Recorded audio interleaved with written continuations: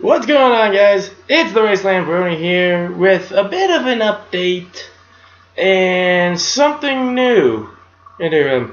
Obviously, with the end of today being Sunday, I figured why not at the end of each race weekend just go ahead and give my analysis of how the race went. So that'll be coming out every Sunday. To the end of the race weekend. So, today we had the Firekeepers Casino 400 from Michigan International Speedway, where we saw the 22 car of Joey Logano on the pole with Martin Truex Jr. on the outside in the 78. Well, of 200 laps run, Joey Logano led 138 of them to take home his first win on the season. The top 10 went with Chase Elliott in the 24 Chevy, finishing second. Kyle Larson in the 42 came home third.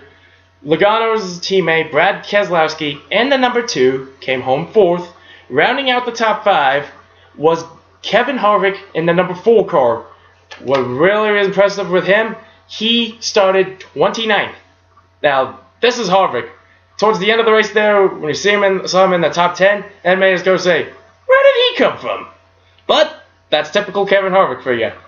Coming home third was the 19 of Carl Edwards, followed by his first top 10 of the season, the 14 car of Mr. Tony Smoke Stewart, which, as we all know, he is in his final season in the NASCAR Sprint Cup. Finishing 8th and continuing an impressive run on the season was the 3 car of Austin Dillon. Coming home 9th was the number 1 Chevy of Jamie McMurray. And rounding out the top 10 was last week's winner at Pocono, the 41 of Kurt Busch. Some notables, I put down Martin Truex Jr., who came home in a 12th place finish. Yes, that's 10 spots less than where he started, but he had actually brought out the race's first caution of the day on lap 46, where he spun out. He didn't hit anyone. It was after going around the top of the 15 of Clint Bowyer that Bowyer just took the air off of Truex's car, causing him to lose control, and he spun out. But that was it. He spun. He didn't hit the wall. He didn't hit any cars. He was still good. He was obviously being able to come home to rally back for a 12th place finish. 13th, Kasey Kahne in the 5 car. Now, as we all know, Hendrick Motorsports, 4 cars. Kasey in the 5, not exactly the best. But here, he's having a strong run of late. A 13th place finish was good for him. 15th place finish for the number 6 Ford of Trevor Bayne. Trevor Bayne. As we all know, Roush Fenway did not have a good year at all last year. This season, though, Roush Fenway Racing has been proving to up their game, as with both Trevor Bayne and the 17 of Ricky Stenhouse Jr. just being on the outside of the chase bubble. 16th place for the 48 of Jimmy Johnson. Now, that's just about around where he started the race, but after a little collision run-in with Trevor Bayne in the later laps of the race, he was able to rally back for that finish. 17th place, we saw rookie Ryan Blaney in Wood Brothers' number 21 car. Yes, he started 5th just to finish 17th. But also on that same incident with Johnson, a little bit further up the track, Blaney had hit the wall. So good to see he was able to rally back for that kind of a finish. 18th, the 27 car of Paul Menard. As we all know, last season was the first time he had ever been to the chase for the Sprint Cup. So he qualified 32nd for this race, and he got up as high as 10th. Actually up even higher, even leading 1 lap. So to see a good, strong top 20 finish for him, that was good. And the other Dillon brother, Austin's younger brother Ty Dillon, in the number 95 Chevy, brought it home 24th. Now some downers. Coming home 29th was Ricky Stenhouse Jr. They've been having a good run this season, just being on the outside of the chase bubble so far through 15 races. But a blown tire in the closing laps killed him for that. A 33rd place finish for the 11 Toyota of Denny Hamlin. They're also within the closing laps. Not only did he blew not only one, but two tires. He shredded the right front and the left rear tires, which caused him to lose control, and he slammed into the inside pit road wall for a 33rd place finish. 38th place for the 47 of AJ Allmendinger.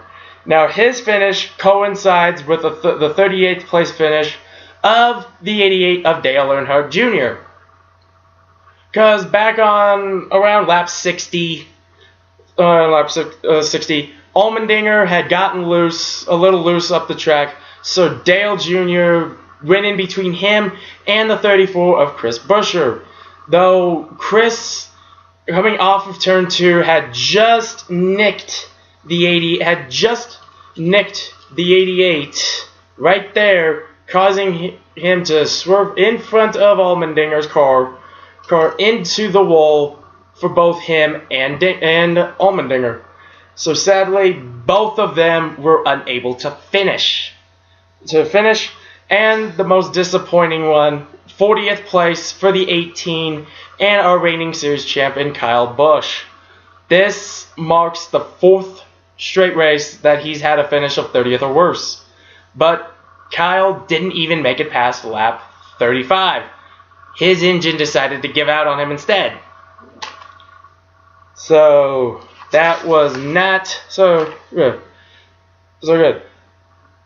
An achievement out of today is that, again, for the 24 car of Chase Elliott, he scored his Hendrick Motorsports team leading 11th top 10 finish. And even more impressive is that he scored his 6th top 5 finish of the season, which sets the record for the most top 5s by a rookie through the first 15 races in NASCAR history. So it's why I decided, through these things, I will be giving out a hardest worker award, going to the driver who put in the most effort, who got a great result, and just all out impressed me through the race. The first one will go to the 24 of Chase Elliott. Started 10th, he finished 2nd, led 35 laps, came to within 0.8 of a second of Logano for the win. So the first one goes to Chase Elliott. We close off with the current Chase standings. Now, given this is not based on where they be with wins or not, this is from the points leader going down. Leading in the points is the 4 car of Kevin Harvick. Now, yes, this is a Budweiser one, but it's the 2014 Sprint Cup champion one, so it's the only one I got. But he leads the points with 526 points after his 5th place finish today. Second in the points is Kurt Busch with 496 points. Then in third is the 2 of Brad Keselowski with 480 points. 80 points. Fourth is the 19 of Carl Edwards, 472 points. Fifth is the 22 of Logano with 455 points. Sixth, and impressive, is the 24 of Chase Elliott with 453 points. Seventh is the 48 of Jimmy Johnson with 441 points. Eighth in the standings is the 78 of Martin Truex Jr. with 433 points. Ninth is the 18 of Kyle Busch and our reigning series champion, 417 points. He's already locked for the chase with 3 wins on the year. 10th is the 20 car of Matt Kenseth with 409 points. 11th is the 88 of Dale Earnhardt Jr. with 383 points. 12th in the standings is the 3-car of Austin Dillon. 381 points. This has been the most impressive season out of Dillon, with this being his third season in the Sprint Cup. He finally, in my opinion, he is finally starting to live up to the legacy of the number 3. We just need for him to get into the win column. 13th in the standings is the 11 of Denny Hamlin, 380 points. 14th is the 1 of Jamie McMurray, 374 points. 15th is the 31 of Ryan Newman, 369 points. And 16th in the chase standings goes to the 21 of Ryan Blaney, 364 points.